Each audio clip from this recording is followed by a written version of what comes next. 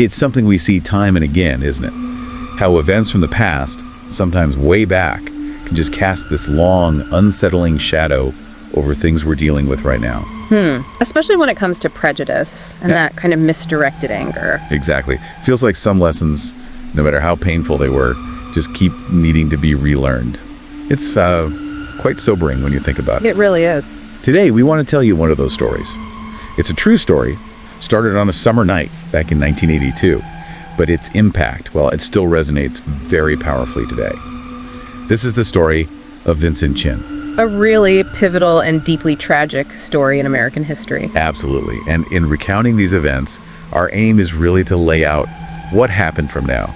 The tragedy itself, the incredibly flawed justice that came after, and also the unexpected legacy that emerged from it all. Right. It's not just what happened, but digging into why it mattered so much then, and honestly, why it still matters now. Yeah. We'll be drawing on sources that map out the timeline, the context, which is crucial here, and the really far-reaching consequences of that night. Okay. So let's set the scene. It's June 19th, 1982. Highland Park, Michigan. It's a Saturday night, seems pretty ordinary, at a place called the Fancy Pants Lounge. Right, a nightclub. Yeah. And Vincent Chin is there. He's young, just 23 years old, and he's with 3 close friends. It's actually his bachelor party. Wow. So celebration's underway. Exactly. He was supposed to get married the very next week. Spirits were high, lots of anticipation. Of course. Also in the lounge that night are 2 other men, Ronald Evans and his stepson, Michael Nitzel. Okay. And at some point, Evans sees Vincent Chin tipping one of the dancers, quite generously, apparently. And according to witnesses, just seeing that act, it ignited this furious rage in Evans. Just for tipping a dancer? Yeah. He starts yelling racist remarks. He's even ordering the dancers not to take tips or interact with Chin's group. It's immediately hostile. That's intense, out of nowhere. Completely. So Vincent, understandably, gets up to confront them. Like, what is going on? Right. And things just escalate really fast from there. Evans and Nitzel keep up the verbal abuse, targeting Vincent and his friend Jimmy Choi specifically. And then, in that heated moment, Chin actually physically retaliates against Evans. Okay, so a fight breaks out. Pretty much. Evans grabs a chair, tries to use it as a weapon. The chair breaks. Club staff jump in. Chaos. Total chaos. And everyone involved gets kicked out of the lounge. It's just hard to process that initial explosion of anger, isn't it? Boiling over so quickly, seemingly over nothing, just a tip. Right. What was really driving Evans and Nitzel there? That's the key question, right? Exactly, because, when you actually dig into the statements later from the dancers themselves, Yeah. they provided the answer. It was chilling. What did they say? They quoted Evans and Nitzel directly, blaming Chin and Choi for layoffs in the auto industry. The quote was, "You guys are the reason we're laid off because of little motherfuckers like you. A lot of Americans are losing their jobs." Wow. Okay, so the anger wasn't about the tip at all. Not fundamentally, no. It was completely misplaced blame, rooted in economic anxiety. So let's unpack that a bit. Yeah. Because you're right, the U.S. auto industry, GM, Ford, Chrysler, the big 3, they were facing really tough times back then, late 70s, early 80s. Lots of worry, lots of layoffs. Definitely. A lot of economic pain, particularly in places like Michigan. But it was way more complicated than just them taking our jobs, wasn't it? How did Evans and Nitzel get the picture so wrong? Yeah, that's really the core of the tragedy, isn't it? Beyond the awful violence itself, the downturn was complex. You had rising oil prices, healthcare costs going up, Right. making it much more expensive for American companies to operate. All right. And then, there were some questionable business decisions made by the car companies themselves that didn't help. Okay. And on top of all that, you had serious competition gaining ground. European brands like VW, Renault, but especially Asian brands, Toyota, Subaru, Honda, Nissan, they were becoming really popular. Because they offered different things. Exactly. Often better fuel economy, which mattered after the oil shocks. And they tended to include features as standard like radios, air conditioning, electric windows, things that were often expensive extras on American cars, and usually for a lower sticker price. So it wasn't simple at all. Not at all. It was, a mix of economic shifts, corporate strategies, maybe some missteps, and just the free market at work, not just them taking our jobs. Which makes what happened next even harder to stomach because of the profound ignorance involved. Profound is the right word. I mean, not only were they completely wrong about the reasons for the industry's problems, Right. They were also just fundamentally ignorant geographically. Anyone who knew anything about cars back then knew the main Asian competition was coming from Japan. But Vincent Chin wasn't Japanese. No, not even close. He was of Chinese descent. An orphan, actually, who'd moved to the U.S. with his adoptive parents. He had zero connection to the Japanese auto industry, absolutely none. But for Evans and Nitzel, it didn't matter. As long as the target looked East Asian, the details were irrelevant. It was just raw ignorance and bigotry fueling that rage. so they get kicked out of the lounge. The argument spills into the parking lot. But it wasn't over. Far from it. Ronald Evans goes to his car, pulls out a baseball bat. Oh, man. Vincent and his friends see this, and they run. They get away. But for Evans and Nitzel, that still wasn't enough. The rage was still there. They weren't letting it go. No. About half an hour later, they actually pay a third guy, James Perry, $20 to help him hunt down. And these were their words, the Chinaman. They paid someone to help them find him. That's premeditated. It certainly seems that way. Yeah. They tracked Chin's group down outside of McDonald's. According to Gary Koivu, one of Vincent's childhood friends who was there, they cornered Vincent. Oh, no. Evans swings the bat, hits Vincent in the leg, takes him down. Then Nitzel holds Vincent down while Evans just repeatedly hits him in the head and torso with the bat. Brutal.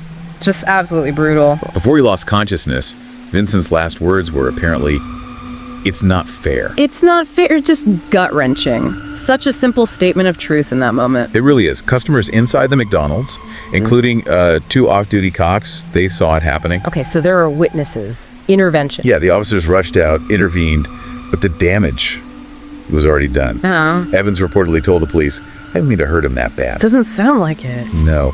He and Nitzel were arrested right there, but then they were later released. Without charge initially. Released after beating a man nearly to death with a bat. Yeah. Meanwhile, Vincent Chin was rushed to the hospital. He slipped into a coma. And 4 days later, June 27th, 1982, he died. And that was? That was the day he was supposed to get married. Instead of a wedding, his family and friends were at his funeral.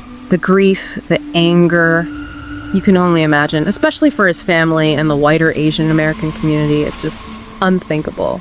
And unbelievably, the heartache, the fight for justice, it's really just beginning. It wasn't until April of '83, the next year, that Evans and Nitzel were finally charged.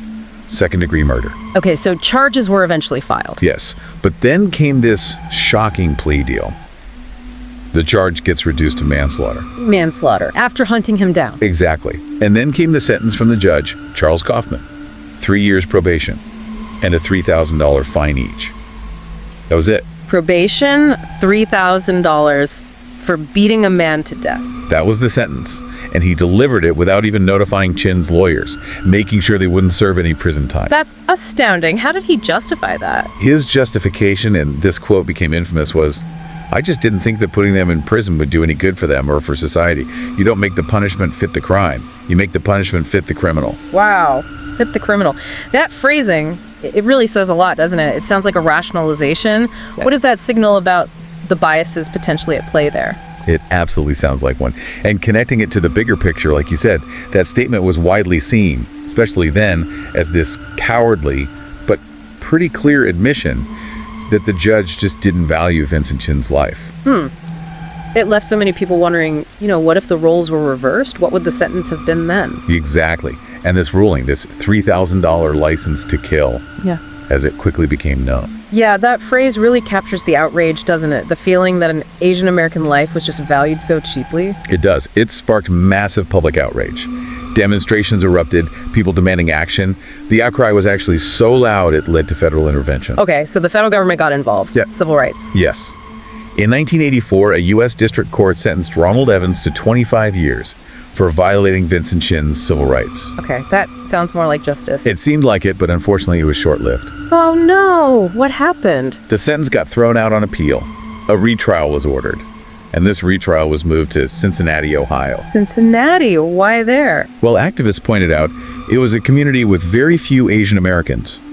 Many saw it as a strategic move to get a different jury pool. That seems likely. And the outcome. In 1987, that second federal trial ended with Evans being acquitted, cleared of the civil rights charges. Acquitted. Again. So twice the legal system essentially failed to deliver justice for his death. Pretty much. But the fight wasn't totally over. Later that same year, 1987, a civil suit for wrongful death was settled out of court. Okay, a civil case. What was the settlement? Michael Nitzel was ordered to pay $50,000 over 10 years. Ronald Evans, over $4 million. That's a significant amount, especially for Evans. Did they pay? Well, that's the frustrating part. According to Helen Zia, who represents the Chin estate, those payments were never made. Never made, so the judgment wasn't enforced. Apparently not effectively. Zia and the estate actually sued Evans again in 2015 because he hadn't paid. The amount owed by then, with interest, was up to $8 million. $8 million. Yeah. And as far as we could find, it's still unclear if he ever actually complied. It just highlights this incredibly long, painful struggle for any kind of accountability. Decades later, still fighting. It's unbelievable. It really is. And it shows how, in this case, justice just wasn't served. The system didn't treat this tragedy with the seriousness it deserved, despite everything. Yeah. And even years later, you had public figures trying to downplay it. There was this instance in a 1998 hearing with Congressman John Conyers. What did he say? He referred to the case, but he called it political, not racial, claimed it was all about the auto industry, and he incorrectly stated Chin was Japanese American. But that completely ignores the racist slurs, the payment to find the Chinamen. Exactly. He totally omitted that crucial detail and got the ethnicity wrong. It just shows this continued resistance, even years later, to really acknowledge the core racial hatred involved. It's deeply frustrating to hear that. It is. But, while so much of this story is disheartening, it doesn't mean Vincent's legacy isn't incredibly important, or that all the outrage and activism was for nothing. Right. It begs the question, what good, if any, could possibly come from something so horrific, especially given those legal outcomes? Well, that's where the story takes another turn. Paradoxically, this awful event really did spark something powerful. Chin's death galvanized, maybe even revitalized, a movement among Asian Americans and Pacific Islanders.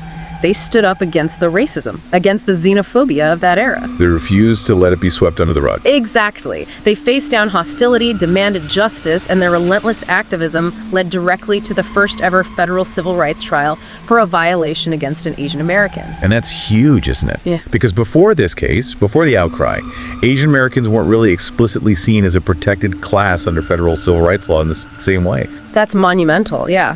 This trial wasn't just about Vincent Chin anymore. It legally established that discrimination against Asian Americans was a violation of their civil rights. It set a massive precedent. Changed the legal landscape. Absolutely. And you saw concrete organizational change, too. Just a year after the murder, the Asian Pacific American Legal Center was formed. Okay. Which later evolved into what's now known as Asian Americans Advancing Justice, an organization still working today, specifically focused on preventing these kinds of tragedies. So a direct line from this tragedy to ongoing advocacy work. Yes. And, a smaller but still significant step in 2010, a memorial plaque was finally put up in Ferndale, Michigan to honor Vincent Chin's memory, an act of remembrance. It's so important to remember. The story of Vincent Chin, it's just such a stark reminder, isn't it? Yep. Of what happens when ignorance and bigotry get mixed up with economic fear and xenophobia. Yeah, the devastating consequences. It shows how quickly that misplaced anger can just explode into horrific violence. And how incredibly difficult getting real justice can sometimes be, even when the facts seem so clear. If we connect this to the bigger picture, it really does underscore why we constantly need vigilance, why we need critical thinking about those narratives of blame that scapegoat entire groups. And it highlights the absolutely vital role of community activism. People demanding accountability, demanding protection of civil rights for everyone. It shows the road to justice can be incredibly long and difficult. Yeah. But this story, as tragic as it is, it also, maybe paradoxically, shows the immense power people have when they act together. How even a profound injustice can ignite a movement for change, for dignity. It definitely does. It leaves you thinking, doesn't it? What responsibility do we all have, even now, decades later, to challenge those harmful stereotypes, to stand up for what's fair when we see echoes of this kind of hatred? It's a crucial question to keep asking. We really hope telling this story has given you all a deeper understanding of this really pivotal moment. If you found this discussion valuable, maybe learned something, please consider liking, sharing, and subscribing to our channel, Diaspora Docs. Yeah, your engagement really does help us bring more important stories like this one to light. Thank you so much for joining us today.